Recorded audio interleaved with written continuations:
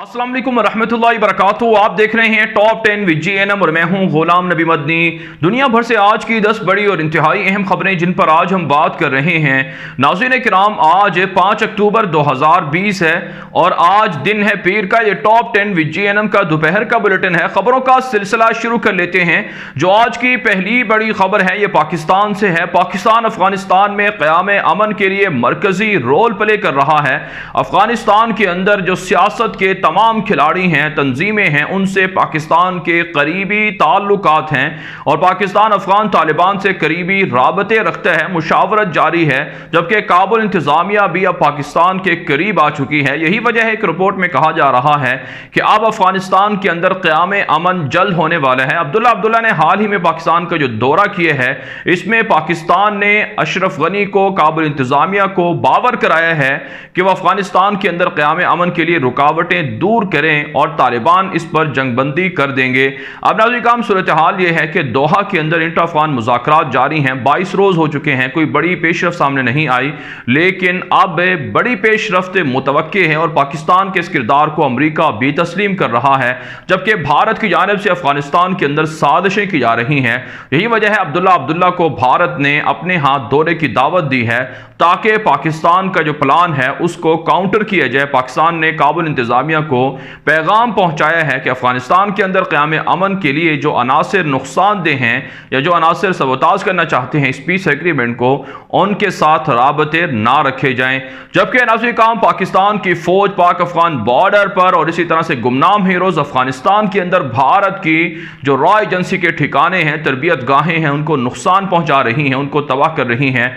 हमारी इतलात ये हैं कि गुज़श्ता 1.5-2 माह के दौरान भारत के 150 से ज़ायद दहशतगर्द हलाक और जख्मी और गिरफ्तार हुए हैं, जबकि भारत के दर्जनों ठिकाने भी अफगानिस्तान के अंदर और पाक अफगान बॉर्डर पर तबाह कर दिए गए हैं। और इस वक्त सूरत हाल यह है कि अफवाज पाकिस्तान रात दिन एक करके ना सिर्फ फेंसिंग का काम कर रही है, बल्कि दहशतगर्दों के खिलाफ ऑपरेशन में कामयाबियां भी समेट रही है। आगे बढ़े काम जो आज की दूसरी बड़ी खबर है, यह अफगानिस्तान से है। अशरफ गनी इंतहाई आला वफद के हमरा आज कतर और कुवैत के दौरे पर रवाना हो चुके हैं। हमने आपको सुबह के बुलेटिन में भी खबर दी थी और अब तक की जो इतलात हैं, कुवैत का दौरा कर रहे हैं और कुवैत के जो बादशाह फोत हुए हैं उनकी ताज़ियत करेंगे, नए बादशाह से मुलाकात करेंगे। इसके अलावा वो दोहा कतर भी जाएंगे, जहां पर तालिबान से उनकी कतर के हुकाम के वास्ते से मुलाकात भी मुतवक्के है। इस वक्त अमरीका का इंतहाई आला सीनियर जो वफद है वो भी दोहा के अंदर मौजूद है और जो डेडलॉक है या जो डील है वो करवाने के लिए दुनिया भर की जो कुव्वतें हैं वो सरगर्म हैं। बिलखुसूस यूरोप के नुमाइंदे, नेटो के नुमाइंदे वो भी कतर के अंदर मौजूद हैं। कहा जा रहा है अशरफ गनी के हमरा अमरुल्लाह साले भी हैं, जो नायब सदर हैं, साबिक NDS के चीफ भी रहे हैं और यही वो शख्स हैं जो रुकावटें खड़ी करते हैं अमन मुआहदे के अंदर। इनके बारे में कहा जाता है कि ये भी अशरफ गनी के हमरा दौरे पर हैं, इसलिए हो सकता है कि सेकुलर लिबरल नज़रियात के हामिल अमरुल्लाह साले ये एग्रीमेंट को ना होने दें, ये डील ना होने दें। बारह तालिबान दावा कर रहे हैं कि अगर अशरफ गनी इंतजामिया मुज़ाकरात की मेज पर मामलात को हल ना कर सके तो फिर तालिबान मैदान जंग के अंदर फैसला करेंगे और अशरफ गनी के खिलाफ प्लान 3 भी शुरू कर दिया जाएगा। इस वक्त तालिबान का प्लान 2 जारी है, जिसके मुताबिक तालिबान मुख्तलिफ सूबों में कार्रवाइयां भी जारी रखे हुए हैं और दोहा के अंदर मुज़ाकरात का राउंड भी जारी है। अगर अशरफ गनी ने मुज़ाकरात में कोई लचक ना दिखाई तो फिर तालिबान प्लान 3 शुरू करेंगे, जिसमें काबुल इंतजामिया पर या काबुल के अंदर तालिबान के हमले भी हो सकते हैं। जबकि आज काम तालिबान के ज़राए अबलाग दावा कर रहे हैं कि गुज़श्ता 10-12 घंटे के दौरान जो उनकी कार्रवाइयाँ हैं उनमें कम अज़ कम 16 से ज़ायद काबुल इंतजामिया के फौजी एहलकार मारे गए हैं। और इसके अलावा नाज़रीन काम इत्तलात सामने आ रही हैं। तालिबान तर्जुमान ज़बीहुल्लाह मुजाहिद के मुताबिक कि सुबह जोज़ान के अंदर और दीगर सूबों के अंदर तालिबान के सामने 18 से ज़ायद एहलकारों ने हथियार भी डाले हैं, सरेंडर भी हुए हैं। तो मजमूई तौर पर अफगानिस्तान के अंदर क़याम अमन होना बहुत ज़रूरी है ताकि खाना जंगी ख़त्म हो सके और 19 साल जंग से जो अवाम तंग है उनको निजात मिल सके। इतलात ये भी हैं कि तालिबान के मुख्तलिफ मुल्कों से राबते भी जारी हैं। यूरोपीय मालिक तालिबान से मुआहदे करके मुस्तक़बिल में तालिबान के साथ इमारत इस्लामिया के साथ ताल्लुकात पर वादे कर रहे हैं, इत्तिफ़ाक़ कर रहे हैं। तामीरात नौ के लिए अरबों डॉलर देने की ऑफ़र भी की गई है और तालिबान को मुस्तक़बिल के अंदर जो माली मसाइल हैं उनके हल के लिए पाकिस्तान भी ताउन करने पर राजी हो चुके हैं। आगे बढ़ने नाज़रीन, जो आज की तीसरी बड़ी खबर है ये मकबूजा कश्मीर से है। नाज़रीन, मकबूजा कश्मीर के सोपोर इलाके के अंदर भारत की दरिंदा गासिब फौज ने सर्च ऑपरेशन के नाम पर 3 कश्मीरी नौजवानों को गिरफ्तार कर लिया है और कई दीगर इलाकों के अंदर भी सर्च ऑपरेशन किया जा रहा है। भारत के मुसलसल कश्मीरियों पर जुल्म बढ़ रहे हैं। जिनेवा के अंदर अक़वाम मुत्तहिदा के ज़ेरे एहतमाम जो इंसानी हकूक़ का कमीशन है या कौंसिल है उनका 45वां इजलास हुआ है, जिसके साइडलाइन पर जो कश्मीर के हवाले से इंसानी हकूक़ की वायलेशन की जा रही है, इस पर दुनिया भर के स्कॉलर्स ने अपने ख्यालात का इजहार किया है और कहा है कि अक़वाम मुत्तहिदा के तमाम इदारों को चाहिए कि वह कश्मीर के अंदर भारतीय मज़ालिम को रुकवाएं। इस वक्त सबसे ज़्यादा कश्मीरियों को बुनियादी ज़रूरियात ज़िंदगी की कमी का सामना है। तकरीबन 14 माह हो चुके हैं, लॉकडाउन है, लोग आज़ाद नहीं हैं, घरों में मासूर हैं और आज़ादाना तरीके से अपने लिए रोज़गार हासिल नहीं कर सकते, अपने लिए वो दुकानें उनकी बंद हैं, ताजरों को नुकसान हो रहा है। लिहाजा भारत की इंसानी हकूक़ की जो वायलेशन है इस पर संजीदगी से नोटिस लेना चाहिए। जबकि आज कहा पाकिस्तान के आज़ाद कश्मीर के सदर ने भी कहा है कि जब तक भारत जुल्म बंद नहीं करेगा, आज़ाद मकबूजा कश्मीर से अपनी फौजों को वापस नहीं बुलाएगा, तब तक कि पाकिस्तान के आज़ाद कश्मीर और पाकिस्तान की अवाम और पाकिस्तान की हुकूमत और फौज कश्मीरियों के साथ ताउन करती रहेगी, जद्दोजहद आज़ादी का हिस्सा बनी रहेगी। आगे बढ़े नाज़रीन, जो आज की चौथी बड़ी खबर है ये भारत की पाकिस्तान के खिलाफ साजिशों के हवाले से है।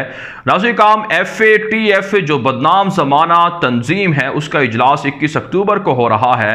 भारतीय मीडिया दावा कर रहा है कि पाकिस्तान को ब्लैकलिस्ट करवाया जाएगा, पाकिस्तान पर मौशी पाबंदियां लगवाई जाएंगी और इसके लिए तैयारियां मुकम्मल कर ली गई हैं। जबकि चीन की जानिब से भारत को काउंटर करने का प्लान भी है। भारतीय मीडिया के मुताबिक चाइना पाकिस्तान को FATF की पाबंदियों से बचाना चाहता है और जानबूझकर उनका ताउन कर रहा है ताकि भारत के साथ जो चाइना की कशीदगी है उसमें पाकिस्तान से फायदे समेटे जा सकें। जबकि नाज़रीन, हकीकत यह है कि फ्रांस की ये जो तंजीम है FATF ये खुद मुसलमानों की दुश्मन तंजीम है। FATF को पाबंदियां अगर लगानी चाहिए तो वो भारत पर लगानी चाहिए जो मनी लॉन्ड्रिंग के जरिए से खुद दुनिया भर के इदारे तस्लीम कर चुके हैं कि $1 अरब से ज़ायद की रकम मनी लॉन्ड्रिंग के जरिए से कुलभूषण यादव जैसे दहशत गर्दों को दी गई है और अब भी मकबूजा कश्मीर के अंदर पाकिस्तान की निहत्ती शहरी आबादी को और इसी तरह से भारत के अंदर जितना अक़लियतों पर जुल्म भारत की मोदी दहशतगर्द हुकूमत कर रही है, शायद ही दुनिया के किसी और मुल्क में ऐसा जुल्म अक़लियतों पर हो रहा हो। लेकिन फिर भी FATF भारत को ब्लैकलिस्ट नहीं करती है, इसलिए पाकिस्तान को सीना तान कर FATF का सामना करना चाहिए और पाकिस्तान को FATF को बताना चाहिए कि किसी भी सूरत पाकिस्तान प्रेशर में नहीं आएगा, बल्कि भारत को ब्लैकलिस्ट किया जाए जो दहशतगर्दी करते हैं, पाकिस्तान के अंदर निहत्ती शहरी आबादी को टारगेट करता है और अरबों डॉलर जो जंगी जुनून के नाम पर सर्फ किए जा रहे हैं, इससे दुनिया के अमन को खतरात लाहिक हैं। जबकि नाज़रीन, इत्तलात ये हैं कि पाकिस्तान और चीन के दरमियान तिजारती ताल्लुकात मुस्तहकम हो रहे हैं और दोनों मुल्कों ने इत्तिफाक किया हुआ है कि बगैर टैक्स के वो फ्री तिजारत करेंगे।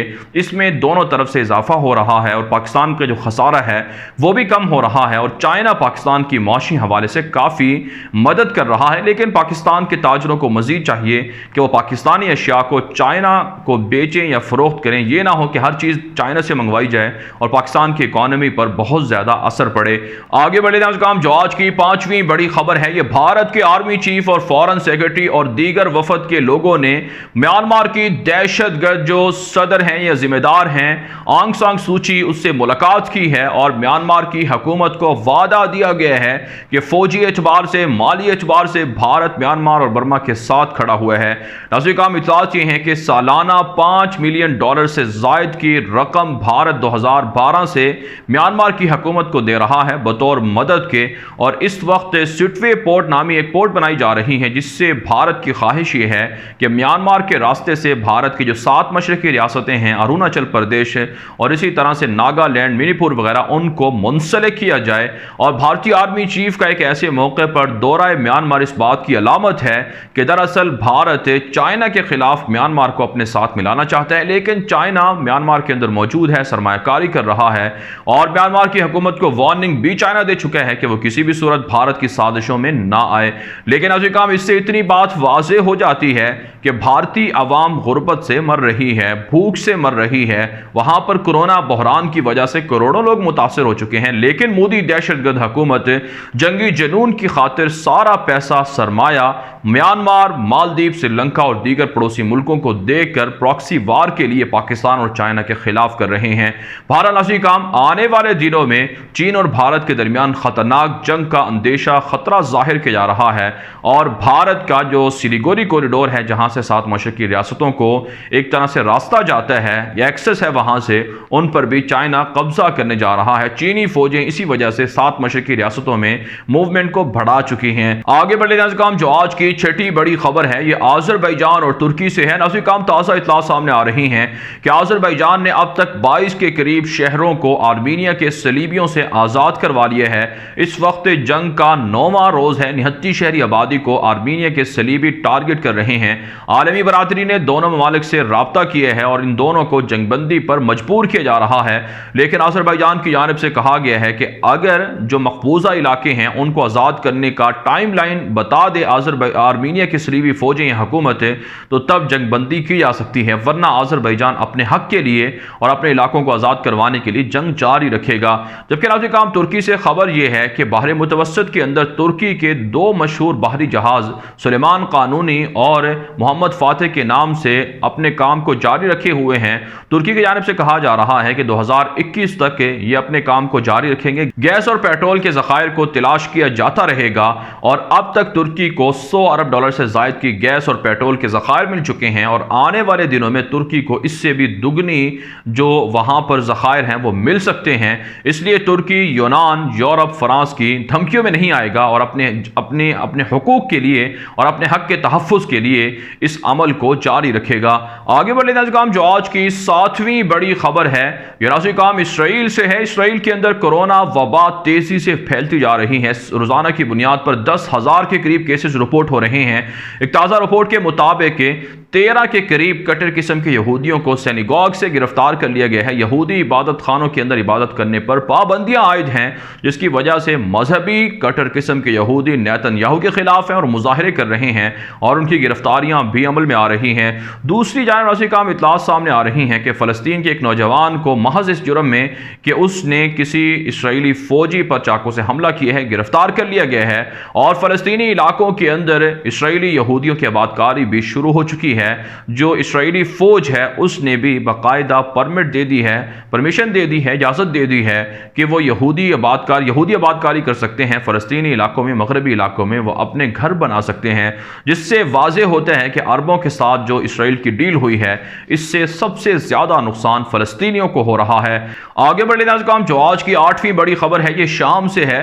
नाज़रीन काम शाम के डिक्टेटर बशार अल असद ने एक ताज़ा इंटरव्यू में यह बयान दिया है और कहा है कि रूस का शाम के अंदर मौजूद होना और रूस को फौजी अड्डों का दिया जाना बशार अल असद की जानिब से, शामी हुकूमत की जानिब से इसलिए भी ज़रूरी था ताकि ताकत का तवाज़ुन दुरुस्त रखा जा सके, क्योंकि ख़ित्ते के अंदर अमरीका मौजूद है, तुर्की मौजूद है और दीगर ममालिक मौजूद हैं। इसलिए ज़रूरी है कि शाम के अंदर रूस के साथ बशार अल असद ताल्लुकात बनाए, उनको फौजी अड्डे दे ताकि ताकत का तवाज़ुन दुरुस्त रहे। हालांकि नाज़रीन काम हकीकत यह है कि बशार अल असद के दरिंदे ने खुद भी और उनकी फौजों ने और साथ साथ रूसी जो बम्बार जहाज हैं या रूसी फौजें हैं, इन्होंने निहत्ते शामियों का कत्लेआम किया है और इस वक्त भी इदलिब के अंदर, हलब के अंदर और दीगर बड़े शहरों के अंदर शामी अवाम मुश्किलात का सामना कर रही हैं। दूसरी जानिब बशार अल असद ने पहली मरतबा बयान दिया है और कहा है कि अमरीकी सदर डोनाल्ड ट्रंप की जानिब से 2017 में उनके जो कत्ल का मनसूबा बनाया गया था उस पर जो बयान सामने आया है, इस बयान पर शामी हुकूमत कोई तवज्जो नहीं दे रही है, बल्कि ये बयान महज अमरीकियों को खुश करने के लिए था। जबकि नाज़रीन काम खबर यह है कि आज़रबाईजान और आर्मीनिया की जंग की वजह से ईरानी सरहदें भी मुतासर हो रही हैं और ईरानी सरहद के अंदर कई इलाकों में आग लगने के वाक़यात भी बताए जा रहे हैं, जिनसे काफ़ी नुकसान हो रहा है और इस वक्त ईरानी जो फ़ौजें हैं वो अपने जंगी साजो सामान के साथ आज़रबाईजान और आर्मीनिया की सरहदों पर मौजूद हैं। आगे बढ़े काम जो आज की 9वीं बड़ी खबर है, ये यमन और लबनान से है। ताज़ा इत्तला सामने आ रही हैं कि यमन के हूसियों ने सऊदी अरब की सरहदी इलाकों पर बमबारी की है, जिसके नतीजे में भारी माली नुकसान हुआ है और जवाबी कार्रवाइयाँ भी जारी हैं, झड़पें बताई जा रही हैं। जबकि नाज़रीन काम इत्तलात ये हैं कि यमन के अंदर जो मुत्तहिदा अरब इमारात के हामी हैं, जनूबी यमन के अंदर जनूबी अलहदगी पसंद उनके ख़िलाफ़ यमन की हुकूमत एहतजाज कर रही है कि UAE बाज़ आ जाए यमन की तकसीम के हवाले से साजिशें करने से, वरना ताल्लुकात ख़राब हो सकते हैं। दूसरी जानिब नाज़रीन काम इत्तलात सामने आ रही हैं कि लबनान से 137 के करीब अफराद गैर कानूनी तौर पर यूरोप जा रहे थे, समंदर के ज़रिए से उन्हें गिरफ्तार कर लिया गया है।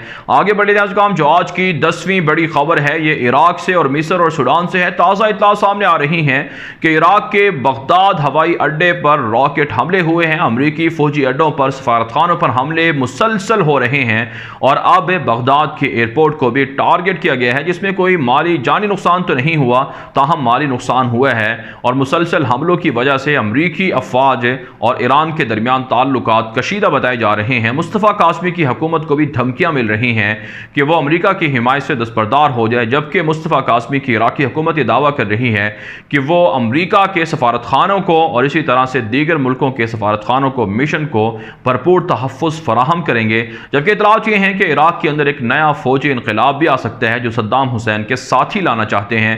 इसके अलावा नाज़रीन काम इतलात ये हैं कि मिस्र के अंदर 13 के करीब इख़वानुल मुस्लिमीन के जो रहनुमा थे, कारकुन थे, उनको फांसियाँ दे दी गई हैं और मिस्र के अंदर इंसानी हकूक़ की वायलेशन पर एहतजाज भी किया जा रहा है। सूडान के अंदर नाज़रीन काम हुकूमत और अलहदगी पसंदों के दरमियान मुआहिदा हुआ था, जिसके खिलाफ मुजाहरे शुरू हो चुके हैं और इस वक्त सूडान के अंदर जो गुर्बत है, बेरोज़गारी है, वो भी बढ़ी हुई है, जिसकी वजह से अवाम सूडानी फ़ौजी हुकूमत के ख़िलाफ़ है कि वह अवाम के मसाइल को हल नहीं कर रही है और इसराइल के साथ ताल्लुकात कायम करने की बातें की जा रही हैं। बारह नाज़रीन काम दुनिया भर से थी आज की 10 बड़ी खबरें। इन खबरों के हवाले से आपकी क्या राय है? अपनी राय कमेंट के जरिए से ज़रूर हम तक पहुँचाएँ। मज़ीद खबरों के लिए आप हमारे ट्विटर अकाउंट्स दुनिया मेरे आगे और गुलाम नबी मदनी फॉलो कर सकते हैं। आज के लिए इतना ही, इजाज़त दीजिए। अल्लाह हाफ़िज़।